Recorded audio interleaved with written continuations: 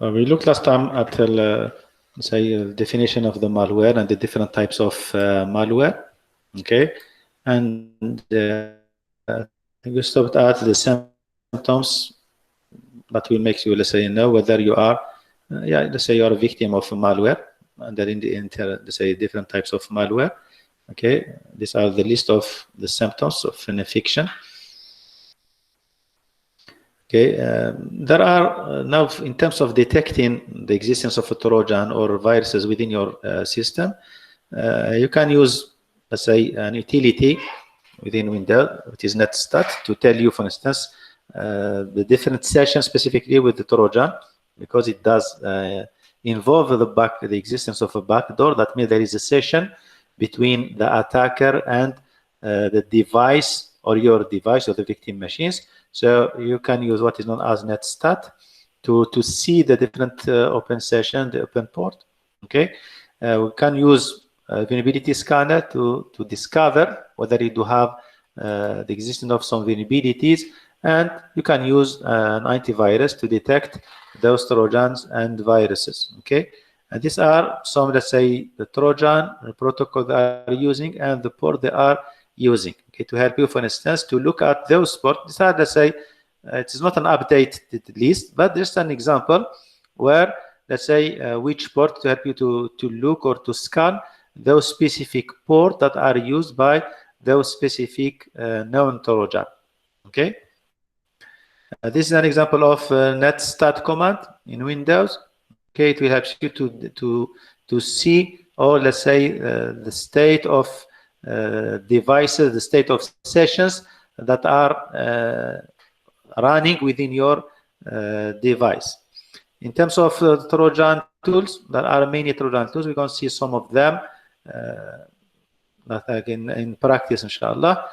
Like we did last time, we created the Trojan, we created a backdoor using MSF Venom, or let's say the framework within the MSF console.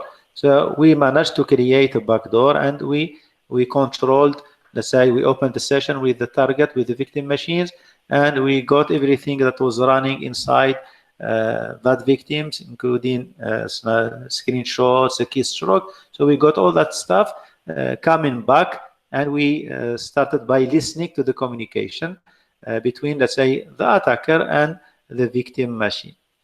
Now, in terms of the distribution, usually how, let's say, those Trojan are distributed, sometimes, let's say, to evade being detected, they use what is known as a wrapper. Wrapper is what تغليف.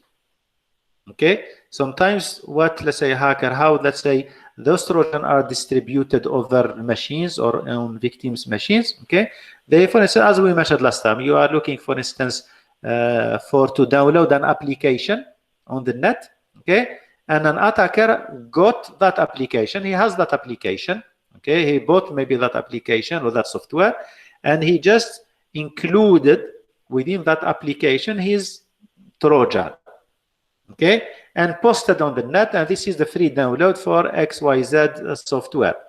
So when you download that software, okay, you are also downloading the Trojan with it, because it has been wrapped, it has been, let's say, it does have a hidden Trojan on it. Okay, that's why sometimes when you try to download something from the internet, you do have, let's say, that pop-up window tells you that this software, or let's say this website, doesn't have a known signature. That means it doesn't come from a trusted source.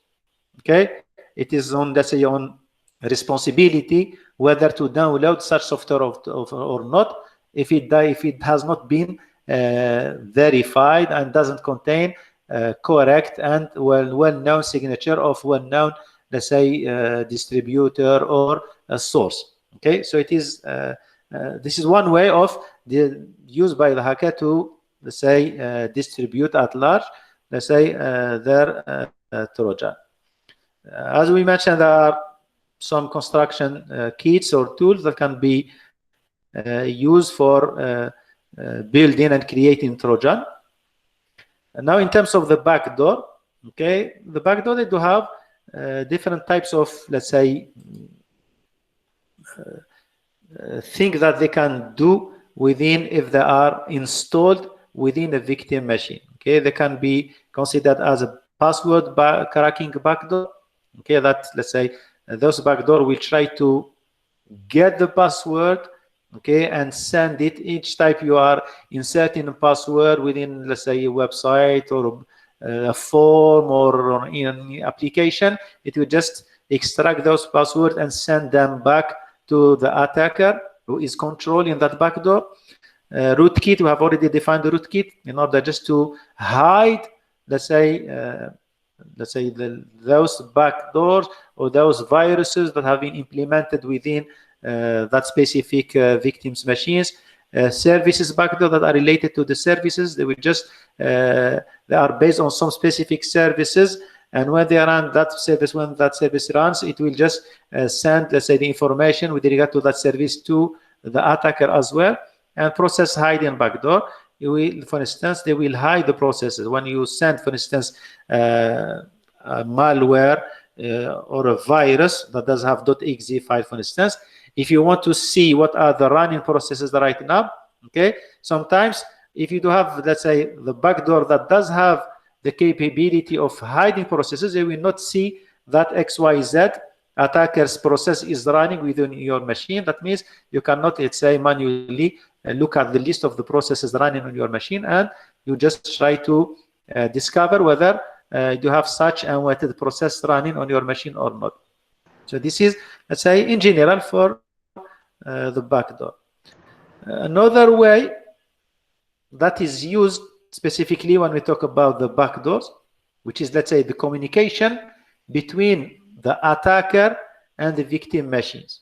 Okay, here we do have that communication is done in two types of path or channels. We do have what is known as an overt channel or a covert channel. Okay, for communication, as we mentioned, it is a transfer of information. Okay, now there is what is known as an orange book in USA that has, let's say, the description of, let's say, the covert storage channel or covert timing channel, which specify sometimes a way of communication between, let's say, an attacker and its, let's say, backdoor that is installed on that specific machine.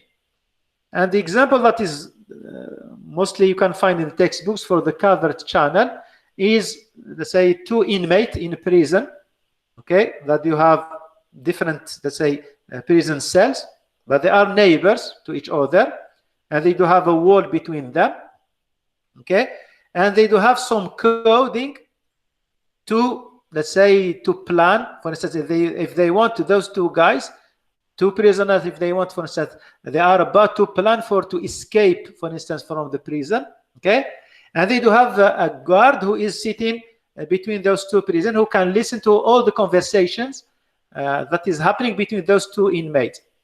So instead of, let's say, saying, like, let's say, clearly their, let's say, plan on what time they are going to escape and how they are going to use, what are the tools that will be used, and all the stuff, let's say, related to their escape plan. So what they will do, they will talk in, let's say, unusual way. For instance, they will kick, for instance, for one kick on the wall means, let's say, at 1. 2 kicks means something else. Okay, this way of communication, which is an unusual communication, this type of communication is known as a covert communication using covert channel. That means they are trying to, let's say, cover their, let's say, plan using unusual communication way. Okay, and sometimes what is known as, there is sometimes when it says a covert timing channel, which is related to the timing. What is meant by timing? Sometimes, for instance, you have your backdoor installed on, let's say, a victim's machine, okay, and that backdoor has been programmed. For instance, if it sees, let's say, the time, let's say the clock, victims' machines is, for instance, 10, okay, it will run and it will start sending, for instance, let's say the information from that victim machines. Sometimes it is related to the storage. Okay, for instance, if you see, for instance, the backdoor has been programmed to use the storage of the victim machines to communicate information, to start communication, to start acting, for instance. Sometimes it is used based on, let's say, the CPU load. Okay, when it is the CPU reaches, for instance, some level, let's say the CPU reaches, let's say, 80% of usage. Okay, that backdoor will, it's like that is the sign for the backdoor to start sending, let's say, data to the attackers. All those types of, let's say, unusual channels or ways or paths are considered as a covered channel, because they have been not this, let's say, created for the normal communication. Okay, that means the attacker is hiding its, let's say, communication with, let's say, the backdoor. And this is an example of, let's say, the comparison between overt and covered channel. With the overt, it is legitimate communication. Okay, for instance, I do have a protocol, and that protocol is normally running and it is communicating, let's say, like a TCP/IP protocol. It is a normal protocol that is running between, let's say, two devices to help, let's say, facilitate the communication. But that protocol, okay, can be used by an attacker to send its, let's say, to exploit that machines by using, let's say, by hiding, okay, its malicious code inside, let's say, that legitimate protocol, for instance. This type of, let's say, we are using an overt channel because we are using a normal and acceptable channel of communication. However, when it comes to the covered channel, that means you are going to use a communication that is not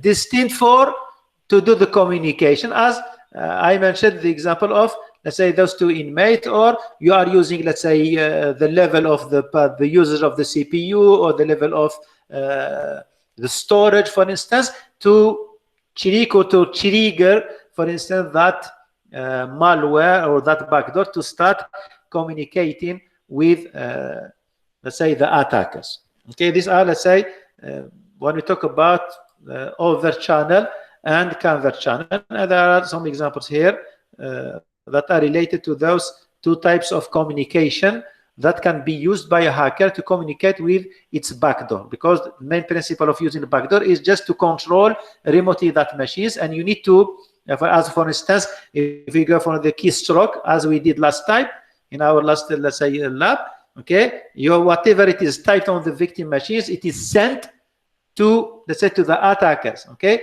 now sending those keystrokes, okay, are used in different ways. One of the way that can be used is to use, for instance, the cover channel, so it will not be detected that something is happening on that, let's say, unusual and unwanted communication and session between two devices, or between the attacker and the victim machines. For the keystroke loggers, there are many and plenty of software and hardware. Okay, when I talk about key loggers, you can find as a software like we did last time, or you can use the hardware. Okay, you can, for instance, plug in a USB or that will act on, let's say, on the victim's machine, and it will automatically just, there will be a program that will just collect, each keystroke will be collected by that program, and later on the guy will just go and pick up that, let's say, USB and get all the keystrokes that have been logged by that software. Okay, these are some example of software related to the keylogger. Port direction as well. When you talk about the port direction, okay, that means you can find some backdoor or some, let's say, malicious program that will redirect, let's say, the communication from one port to another port. Instead of, for instance, to direct the communication to port 80, it will be redirected to a port where you do have that vulnerability and where that backdoor or what that virus has been installed inside on that specific port, and you will listen. Each time you will have that piece of software, it will just be in the listening state. So whatever it receives, it will just be redirected to, let's say, to the attacker's let's say port where there is a backdoor listening or waiting to get the information and send it to the attacker as well. With the port, let's say, redirection, there is a command utility available for Linux and Unix and Windows. It is netcat utility and netcat command, okay, that you can use. Okay, these are the switches that are related to the netcat, where you can, if used, for instance, you can get the correct, for instance, you can listen to a port and redirect, for instance, and get anything. It's like you are spying on that port, and whatever it is running on that port, whatever it is received on that port, it will be automatically, let's say, detected and sent to the attackers, or for the guys who is using the netcat command utility. So we conclude our chapter. If you do have any questions, Shabab, before we move on to do some practice on malware. Yes, guys?